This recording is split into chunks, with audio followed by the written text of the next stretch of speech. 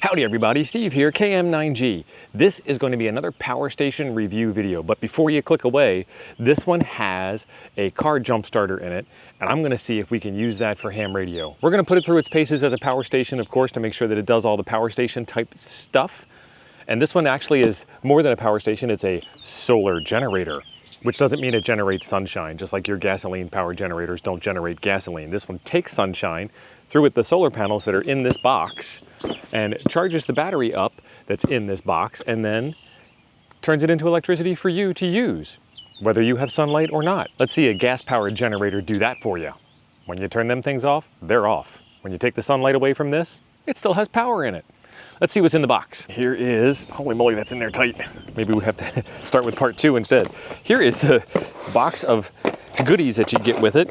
Instruction manual, we don't need that. Car charger, wall charger, and it's got that weird plug on it.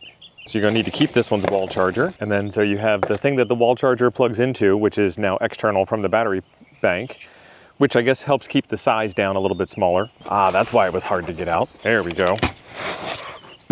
Right there is the solar panel. That's a pretty slick little solar panel. I like that.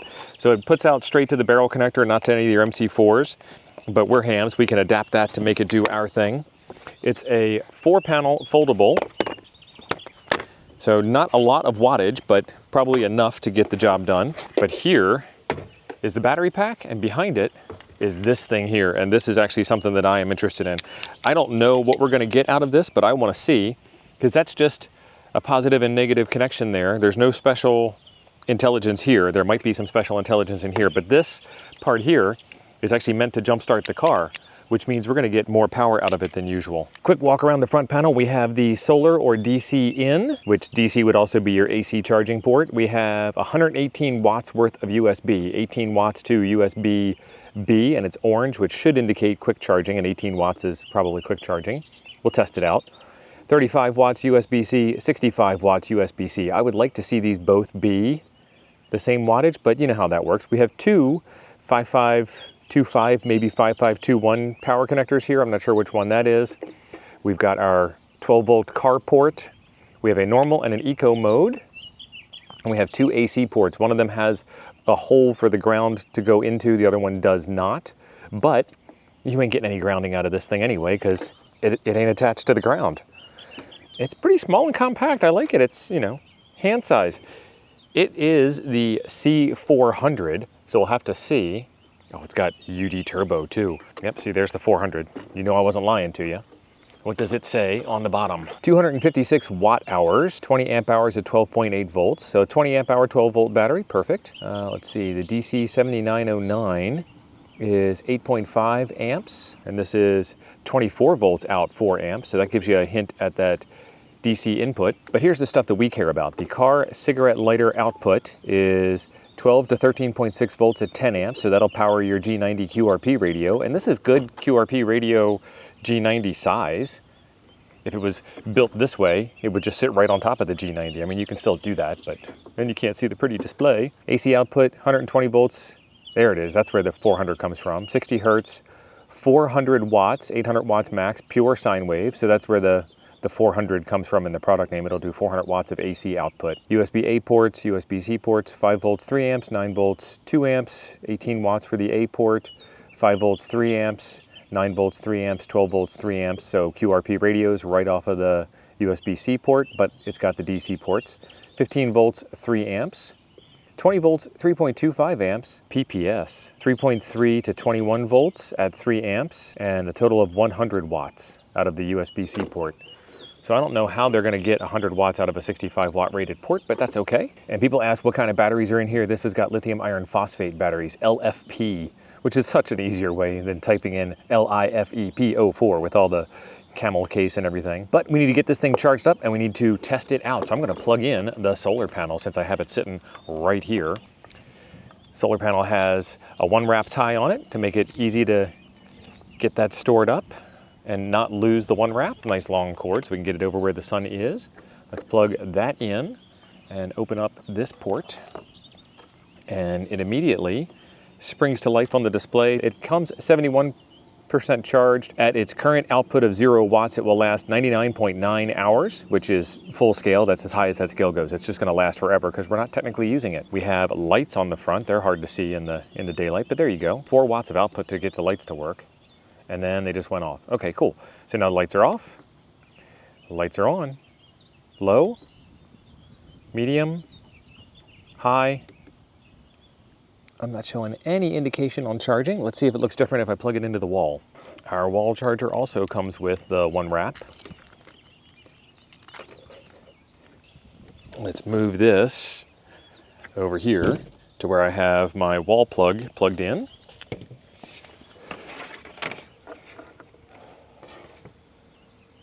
Okay, now we show 0 watts input, 3 watts input, 12 watts input. She's ramping up. We did not see that with the solar panels. And it says it's gonna take me about an hour to fully charge this thing up. 93 watts of input. The power supply says 24 volts, so we take 24 volts times 4 amps. We get 96 watts. And if we look over here at the display, it says 93 watts of input, so it's getting pretty close.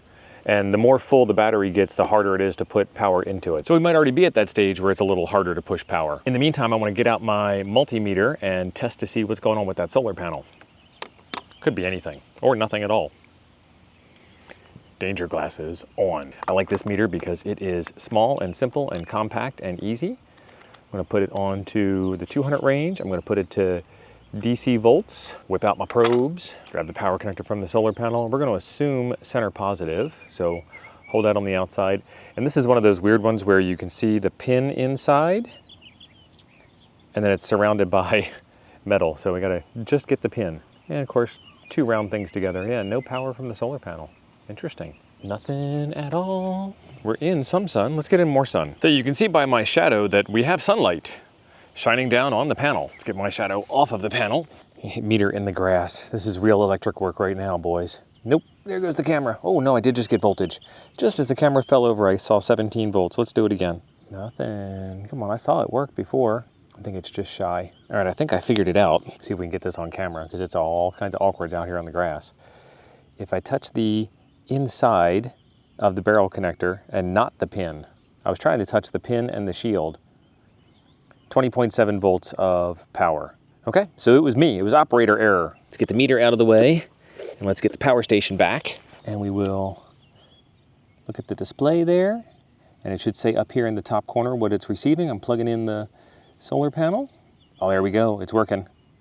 0 watts input. We're doing some maximum power point tracking stuff. 3 watts, 8 watts, 14 watts, 20 watts, 23. And of course, I'm not even pointing the camera at it. 26 watts. Let's tilt the panel a bit. 27 watts. So 27 watts, it's still gonna take 29 watts, got it up there. All right. 3.1 hours to charge off of the solar panel. And we're just full sun today. All right, that's 2 tests passed. Got to finish getting this thing charged up. All right, we're back on AC power from the outdoor outlet on the side of the RV. 95 watts of input, 0.8 hours of charging. I want to try, while we're sitting here waiting, I want to try this jump starter connection here. So I have my jumper cables. They only fit in one way, they're keyed, so let's put them in there. So it's a good strong connection. And then we're still gonna play with the meter a bit. All right, let's clamp this down here. We've got black to black, red to red, and we're putting out 13.5 volts. That looks good. I need to get this thing inside once it's charged up and put it on my load device and see how many amps we can pull out of this. Let's see, while we're waiting, overboost mode, UD turbo. Let's see what that is. That caught my eye. That wasn't what I was looking for. I was actually looking for the solar panel to see if it had any ratings on the solar panel. Eco mode. The time for the no operation screen to go out will be reduced from 1 minute to 30 seconds. When the AC-DC output port is turned on, it will intelligently shut down the output port if misused for 2 hours with no load. 5 hours for normal mode. I think when they say misused, they mean unused. The management chip will intelligently allocate energy to ensure that the product's standby power consumption is reduced to extremely low levels. Okay, so we definitely want to do eco mode as often as possible. And then we have turbo. Okay, so that's the 800 watts. Without incurring operation failure due to overload protection when UD turbo is lit up. Turned on by default, which will improve user experience and will not have any negative impact on the product. There is no need to turn it off.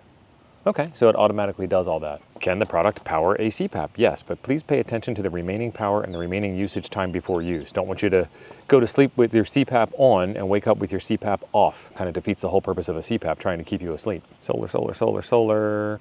It doesn't say anything at all about the solar panel. Okay. So this is actually one of the more fun things I like doing. I like sharing on the channel with you guys is getting interesting things to do things that are interesting.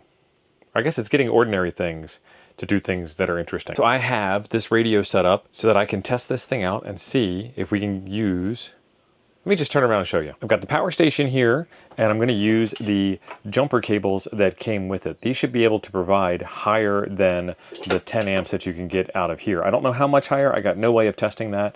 I have a Yaesu FT-857D radio. I have a power meter and it's all connected into a dummy load, so I don't need to worry about identifying or anything like that. The 857 is connected up to a set of jumper cable leads itself, so I need to find a safe way of not having those guys connected. If any of you guys are car buffs, then you know it's going to take 300 amps to assist a weak battery in jump starting your car. If your battery is completely dead and your car is in fantastic shape, maybe you'll be able to start the whole car with that. It's not going to provide 300 amps. It needs to be pulled from it. It's not going to be like instantaneously there's 300 amps there. There needs to be something going on. I already connected up my meter. That's fine. And I can actually do that again. I've got a clamp on meter, so I'll show you that real quick too. And that'll show that, you know, the meter is plugged into this thing and it's not providing 300 amps into my simple $15 meter. It's only providing a little tiny bit of amperage. So that'll show the safety of where we're going with the 857 part of the test. The 857 part of the test, it's a 100-watt radio. I'm going to key down on that thing and two things are going to happen, possibly. Number one, everything's going to work fine. This is going to be the most amazing thing on the planet. Or number two, the radio is going to gracefully shut down because it doesn't have enough current to produce the output. It's going to kind of quit and give up to save itself. And I have seen this on plenty of other radios, even on using benchtop power supplies, you know, a 30 amp bench power supply, and you try to key up on a 2-meter radio while you're trying to key up on a HF radio. There's not enough power there to run both of those transmitters simultaneously. They both just shut off. Same thing that happens when you turn your car off as you've got a mobile radio plugged in, and this is a mobile radio, so it should have all of the circuitry baked into it to do that. And if not, I'm coming after you, Yaesu. Let's get this test moving. All right, so we are rigged up for running. We have the regular voltmeter here pulling 13.2 volts out, good. We have our clamp-on amp meter showing negative 0.09 amps. So if this is all reading right, then it is going in the wrong direction. And that port on the back is energized whether the battery is on or not on. Because it's just a straight up DC port with no on-off thing going on there. So you can see that I'm not, you know, shoving 300 amps into this guy here.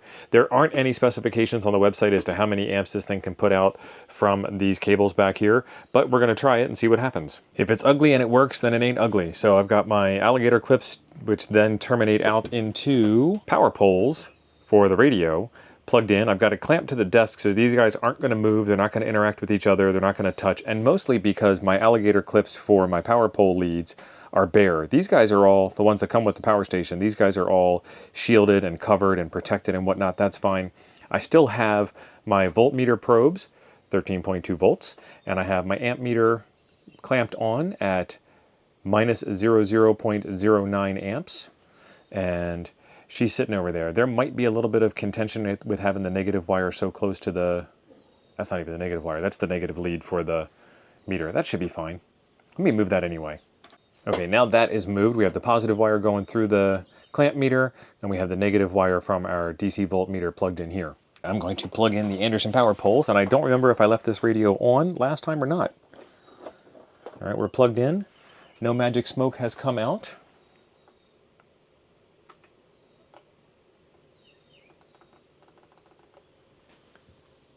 Interesting. We have power, we have everything going on there. Interesting. All right, I had to adjust the power pole connection in order to get the radio to come on. The radio is now on, and we're plugged into a 100 amp hour battery. So I need to get it recabled back now that I have verified that the radio is working. All right, we left it on, plug it in. It should just come right on. Yep, she's on. All right, let's look at our meters. 13.2 volts on the meter, and minus 0.89 amps being drawn. I wonder why that is showing negative, because that is showing positive. Anyway, the radio is up and running. So now let's find a good frequency. It's on FM. This frequency works. I'm going to take my microphone and I'm going to key down, and it's either going to shut off or it's going to work. That's pulling 12 amps to transmit 17 watts. My dummy load's not happy at all. Let's try that again. There we go, 100 watts, 1 to 1 SWR, and we've got 17.5 amps coming out of the power station, and 12.5 volts. The radio is happy.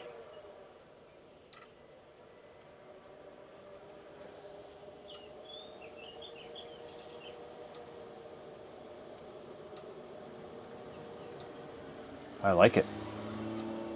Key up and let it rip. I'm actually surprised this is only putting out 17 amps. Let's try it on a different band. All right, FM on 160 meters, 105 watts out, 17.8 amps drawn. I was actually really expecting this radio to pull more power out than 17 amps, but 17 amps is better than 10 amps and kind of proves that this thing is working. What do y'all think about that? I'm actually pretty shocked and impressed with this. This is the first small portable power station that will power a 100-watt radio directly. And we can make a better connector than this alligator cable nonsense, but proof of concept, success. Turn the radio off. And drawn right down. Nice. And the battery is still at 13.2.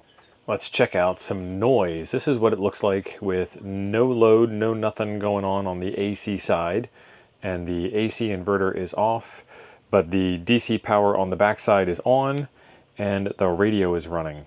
So I have this fan here that I'm going to turn on. This is plugged into regular wall power. So I'm going to see what kind of noise we get. This is with it on. And this is off, and I'm not seeing much of a difference there.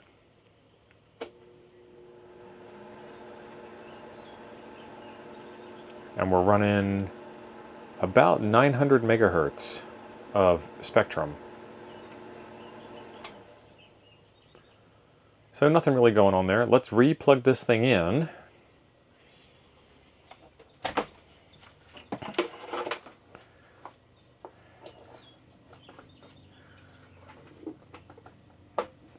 Okay, we've got AC plugged in.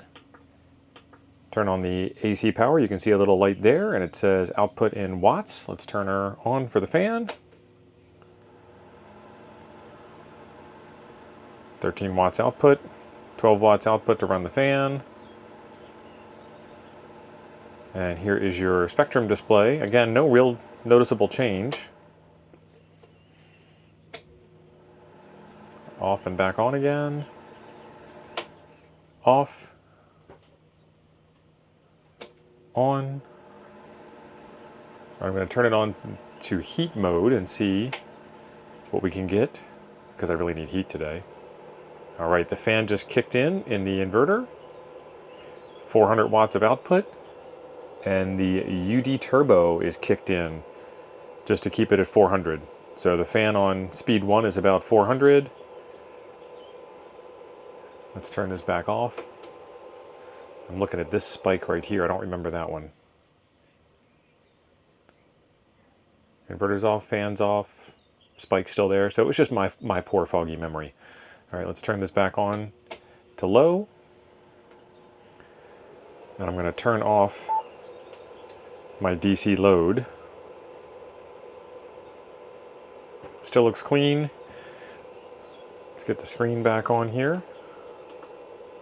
400 watts of output. I'm going to turn this thing up to power level 2, which is going to make this thing go into high power output mode or give up.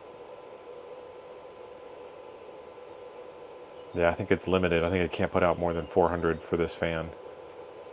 Yep, there's my error. So she tried, which is actually really good. She tried, she couldn't do it. The fan is a 1,000 watt heater fan type deal that you guys have seen, you know, all over the Walmarts and things. So I asked it to do more than it could have, and it safely, gracefully shut down. Pretty cool. I'm gonna do it one more time and see what actually does shut down. Inverter's back on, fan on low, fan on high. I saw it boost to 430, 500, 453, back down to 400, and she just shut off. And the DC load stayed on the whole time. Awesome. Turn that off. Turn that back on. Turn that back on. Runs good. She did the thing. Awesome. And no real noise on the noise meter. Let me turn this fan off here so we can not have the air noise. So it's pretty cool. There isn't really a standard test for noise. There's no real good way to do it. Short answer is we're hams. We can figure out what to do if there is noise. Move your antenna farther away. Install chokes on your power lines going from the power supply to the radio. Don't use the inverter if that's what's causing it. Whatever the case may be, but so far she's pretty quiet. I bet if I was to really hunt down where the noise is and zoom in the span on the tiny SA, I'd be able to see something, but we're hunting. We're on a witch hunt at that point. This is good enough for what it's designed for, which would be like a good camping weekend. So enjoy your camping and don't worry about RFI. Get on the air, activate the park. Be a ham. Well, I can't say be a ham and don't be grumpy, can I? This should really go without saying, but I'm experimenting, I'm playing. There shouldn't be any reason why this doesn't work forever without any issues, but it's an experiment. So do it at your own risk. Cool power station. Weird use of a power station to power a 100-watt radio off the jump starter port. Might be a first here. Could also be a last. But all the rest of this stuff, power station's just fine. You know, legal mumbo jumbo stuff. Don't come after me if you try this thing and it doesn't work. Like, should work. Worked for me. Might not work for you. Not my fault if you try it and you screw up. Because I'm just showing you what I'm doing. Don't be like me. Sure. If you made it this far, I hope that means I provided some value to you. If so, hit that subscribe button down below, right below the video here, because I need subscribers and y'all can help. Can't subscribe to myself more than once, and I already have, so I need your help. If you want some more information on this power station, there will be links in the description down below for you. There will also be a bunch of other stuff. If you just want to run QRP off of this and not do anything crazy with the car jump starter part on the backside, then I have a USB-C PD trigger cable that'll run your QRP radio. I've got a car port. I had to think about what they wanted to call those things these days. I've got one of those car port to Anderson power pole connectors, so you can run your G90 at 20 watts off of the car port, which will put out 10 amps, which is all you need for the G90.